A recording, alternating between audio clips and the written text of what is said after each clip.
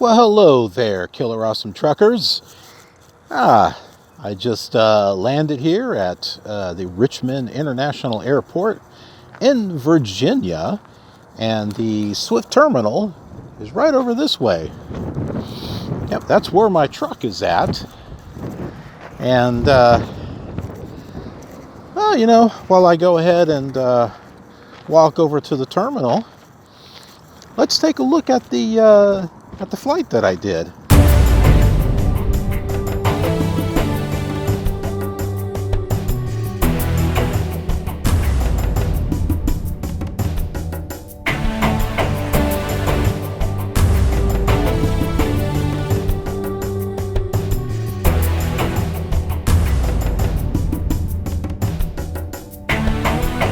Into the distance, a river of black, stretched to the point of no turning back.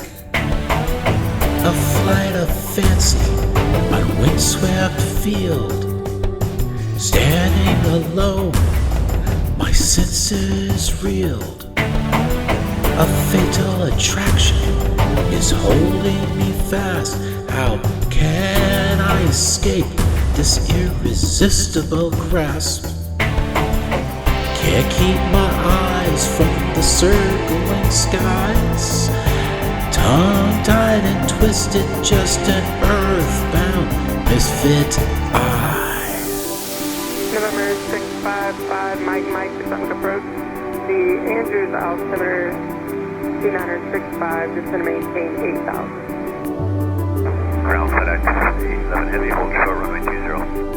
11 Heavy, contact tower. Tower. Okay, Tower Station 153 Tango is with you for the RNAV 20. Station 153 Tango, Richmond Tower, 0 for the land. 0 German, 19 0 with 1 5, 754. Alright, clear to land 20 and got the lights up real bright for us. November 5, Mike, contact the truck approach 120.05. Tower FedEx 11 Heavy, hold short runway 20. FedEx 11 Heavy, Richmond Tower, call runway 20, runway 16, take off, 220 at 17. Good across runway 20, clear for takeoff runway 16, FedEx 11 Heavy. November 5, Mike, Patuxent approach 120.05. Yeah, just coming back and walking over to the Swift Terminal. Still walking over there. That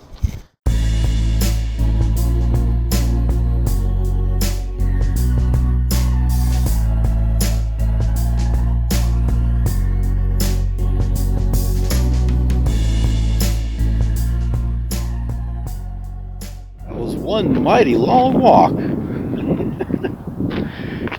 It's okay, I needed the exercise.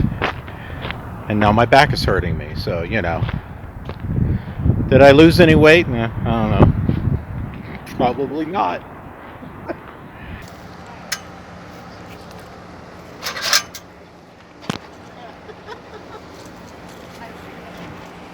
It's time to get back to the truck and see how Spice is doing. Home away from home.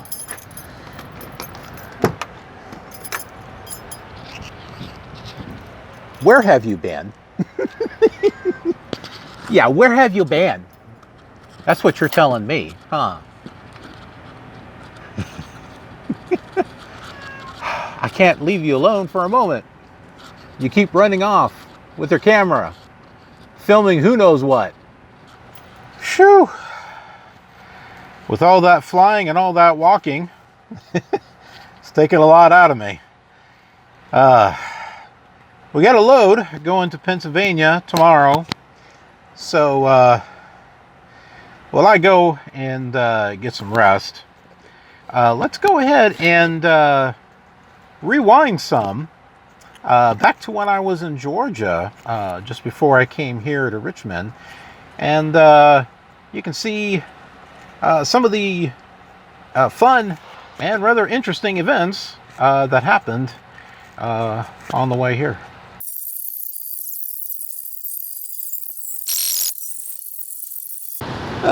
Here at Jackson, Georgia, at a Flying J on Buck Snort Road.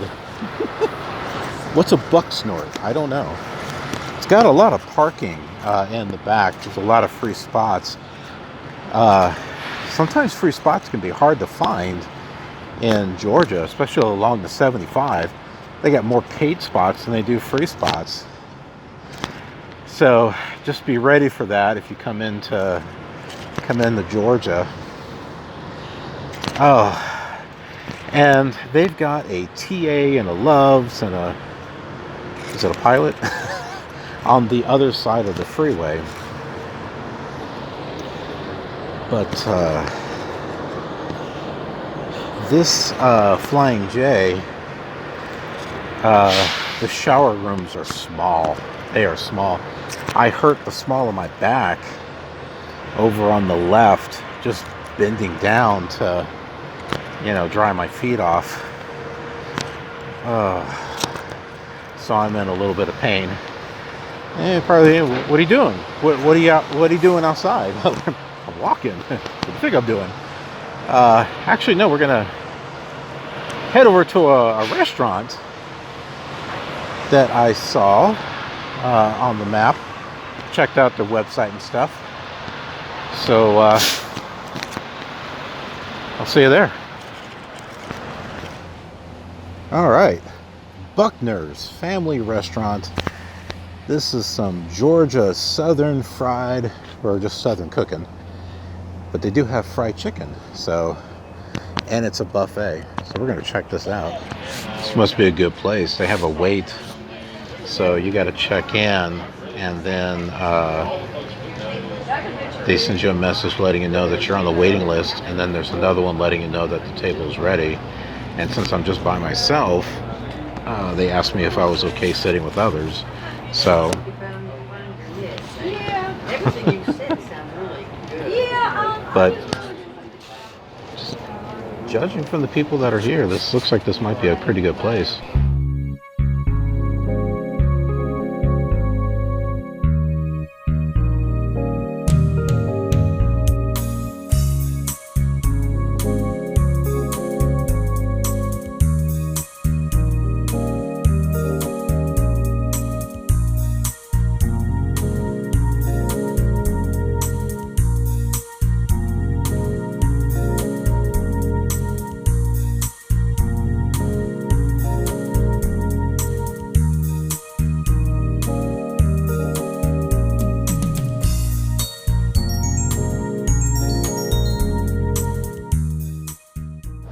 Wow, absolutely amazing.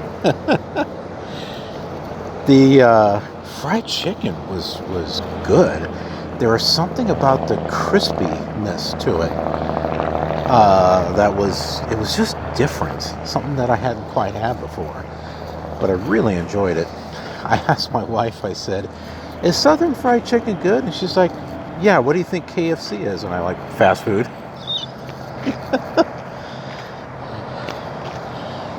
That trucker over there, he's like, I want myself some Buckners. They have a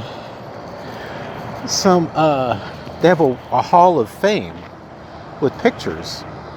And no surprise, Jeff Foxworthy has been here. Of course he has.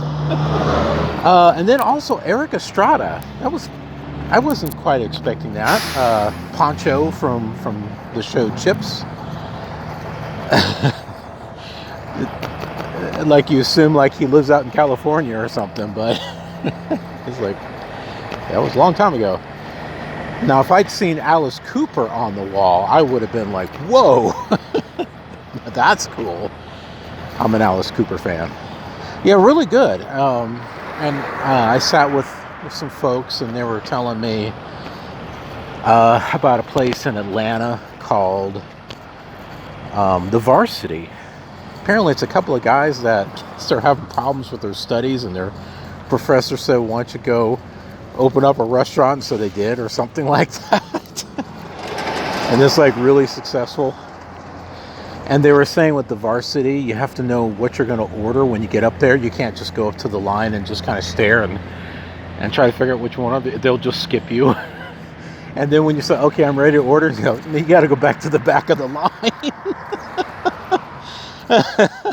So if you go to the varsity, know what you want before you get there. But apparently they have a chili dog and they put mustard on it. We're going to have to check that out. Also, too, I asked them, because they're locals, I said, okay, which one do you like?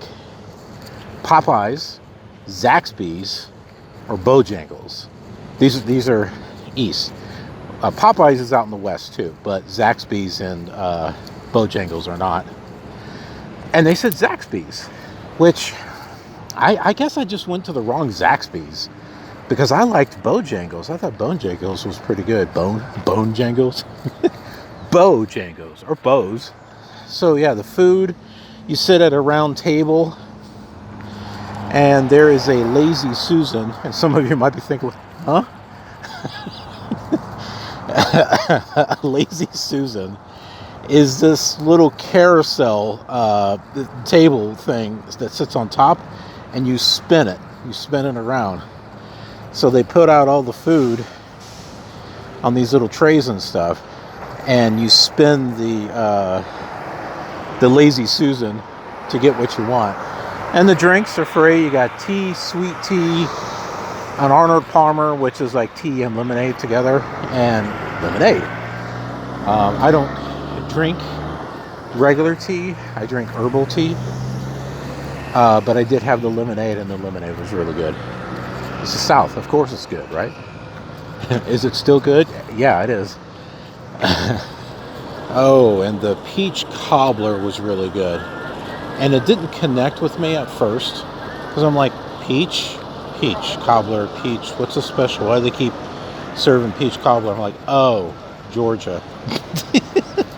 Although the folks were telling me that the peaches were just canned peaches. At least that's what they think. They're not fresh. Let's go back to last year. As I've said in the previous episode, there's been a lot of changes and stuff that I've had to go through. A lot of the stuff I had to deal with last year, I wasn't able to get a whole lot of miles because, one, I was having to get my medical card renewed. Two, my wife and I were in an accident. Someone rear-ended us. We're still dealing with that now. Three, I had to get a new CPAP machine. It was an APAP machine. And we'll go over all this stuff as the series goes on. But the big one is we had to move. We were forced to sell our house. Took time getting things packed, putting it in storage, all this stuff. That whole time just really kind of hurt us financially. It was just one thing after another. But yeah, let's take a look back of what I was having to go through in regards to the moving.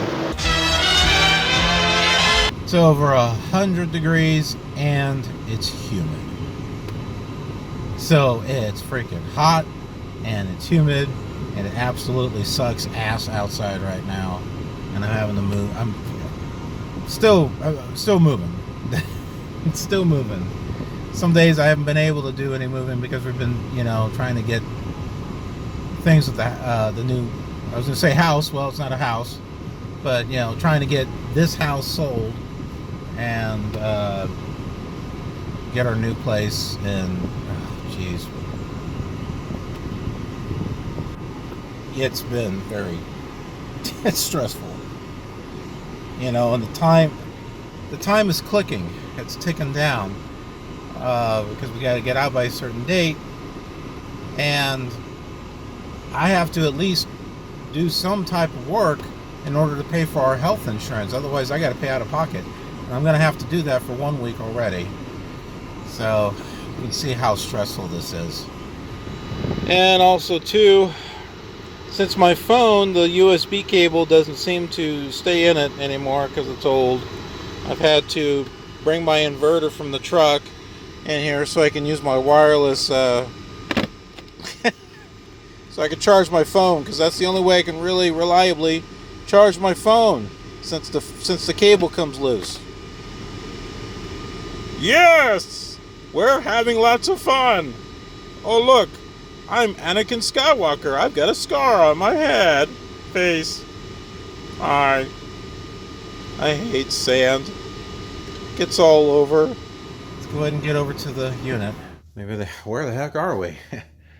We're in a refrigerated storage unit, although I don't feel very refrigerated, but that's because I've been moving stuff from this storage unit, which is a 5x10, over to a 10x10. And why is that? Well, that's just because we're in a situation to where we're being forced to have to sell our house and move. So I am moving all of my stuff into storage, and the only stuff that is going to be going to our new house to start off with is just main essentials, stuff that my wife needs, since I will be on the truck most of the time. So all of my stuff, my computers, as you can see,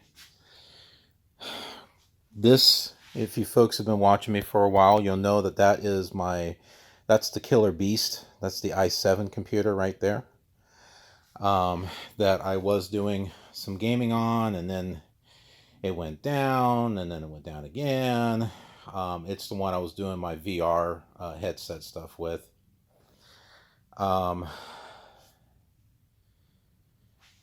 That one there, that is the KILR radio computer.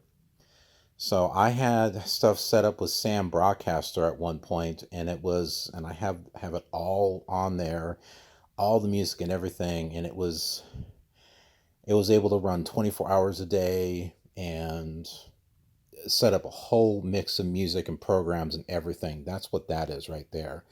So eventually, I would love to bring KILR Radio back. For those of you who love variety of music, I think you might enjoy that channel.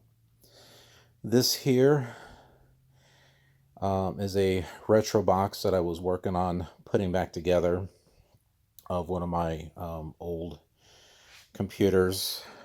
Same thing over there. That's just got some odds and ends in it. That was the computer I had before that one. I can't remember what's in that. I think it's a Pentium 4. I'm not too sure what's in that. But I'd like to restore a lot of this stuff up to what it was. This here, this is the i5 computer. This is the one that I was doing a lot of my videos on for the channel. It was taking the place of this one when this one went down. So a lot of work was done on this. This one is still good to go as far as I know. Basically what I'm going to be doing, I have a corner desk that I'm going to be bringing in here, and I'm going to set right there. And I'm going to set up the tower, the monitor, all that's going to be sitting up here. And then whenever I come into town, I'll bring my generator with me, plop it down, and I can get access to my computer and everything right in here. So not a bad thing. Of course, some extra monitors. Let's see. Flight Sim fans, you'll recognize this is all of my Flight Sim collection. You can see I've got the ProFlight 2000 Pro Pilot. All this stuff was on shelves and stuff at one time. I got some books that I had bought for CS6 for Adobe Creative Suite 6, which is what I use. So I got Photoshop, I got Dreamweaver. Somewhere I've got Premiere. I got the books for that because I took them in school. So those are the books that I had to get for school. And they're great books. So I kept them. Which one is this one? Is this InDesign or Illustrator? Illustrator. This is a cool program, by the way. Laserdisc player, which I need to really clean off here. old-fashioned cassette deck player. This dates back to long ago, when I was doing KILR radio, or what was KILR FM, and it was on cassette. It was on audio cassette, and I have all those cassettes. I have all those cassettes. Where are they? They are in a variety of different places here. It's my classic collection of Magic's Music Maker 3.0. I had like rebought them all. And then I found my originals. So, isn't that how it works? Synthesizer. And I still have 2 keyboards actually to bring in. But yeah, the Yamaha FB01 synthesizer. Some of you who are 80s fanatics, musicians, you may be familiar with the FB01. I had a Flying J in Latta, South Carolina. It's just south before you get to the North Carolina border, and I'm done. I'm done. Almost ran into a semi. What that guy was doing was extremely dangerous. Thank goodness I had following distance. Apparently, there was some construction going on. Everything was down to 1 lane because they were fixing a bridge or something. And, you know, you're supposed to look ahead, right? That's what I was doing. I saw a semi-truck in front of me, a little ways, and then I saw all this space in front of him. So I'm thinking, okay, he's moving. I'm seeing red lights. I'm like, I need to slow down. And then I noticed I was getting to this semi a lot quicker than I thought. I didn't have to slam on the brakes, but I did ease into them slowly and then harder and harder, and put on the jakes like 1 thing at a time. I never did go to 3. I went to 2. And I managed to get slowed down, but I did have to go into the shoulder to make sure I didn't hit him in the rear. So it's not like I flew around him. It's more like I was easing to a stop, but I needed to go into the shoulder before I could completely stop. And then when I went into the shoulder, I'm like, the hell with this. I just went into the shoulder completely and went around him. Because I'm like, I'll be damned if anyone runs into me. And so the picture that I've got up here in the corner, I took that when I went underneath the bridge.